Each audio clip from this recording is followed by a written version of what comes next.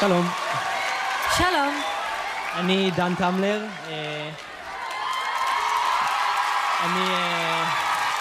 אני בן 16, מהצפון עכשיו, במשגב עשיתי עלייה לפני שנה.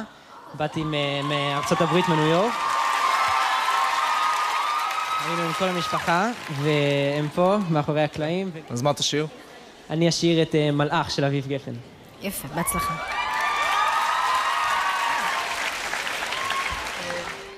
מפתח המרחק פתח לי שער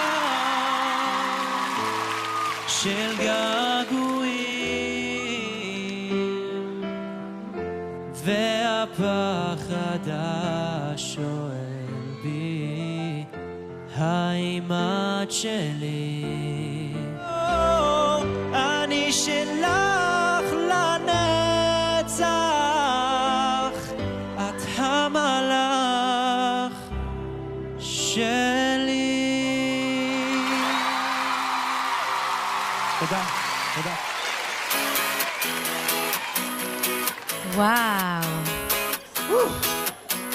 אני לא מאמינה שאתה רק בן 16. תודה. אני חושב, זה טוב. אני מאוד אוהבת את הרגעים האלה כשאנחנו יושבים באודישנים, ואז פתאום עידן מגיע. וכל הקהל פה... תודה רבה, באמת. כל הקהל מתרגש, ואתה שר נורא יפה, ויש לך נמוכים מאוד יפים, ויש עוד דרך מאוד ארוכה לעבור, אבל אני חוששת לחברים שלך בלהקה. אין מה לחשוש. אנחנו ביחד לעד, זהו. תקשיב, אתה מפתיע, לקחת את השיר הזה לאיזה מין מקום אחר לגמרי, מבחינתי זה עשה לשיר הזה איזשהו עוד קסם. תודה רבה. והחברים שלך כן צריכים לדאוג. אני חושב ששיר של אביב גפן מעולם לא היה נשמע כל כך טוב, אפילו לא כשהוא שר אותו. יש לך את האקס פקטור. תודה. אתה זמר ענק, זה בדיוק הטעם שאני חיכיתי שיקרה בתוכנית הזאת, זה הטעם שלי, אני מאוד מאוד מאוד אוהב את זה. אתה עושה את זה כל כך נכון. אני לא אמרתי את זה עדיין, אבל אם החברים החליטו להעביר אותך, אני רואה אותך בגמר של אקס פקטור. תודה רבה, תודה. וואי. אז בוא נצביע, מה אתה אומר? אז אני מצביע ואומר, כן! תודה.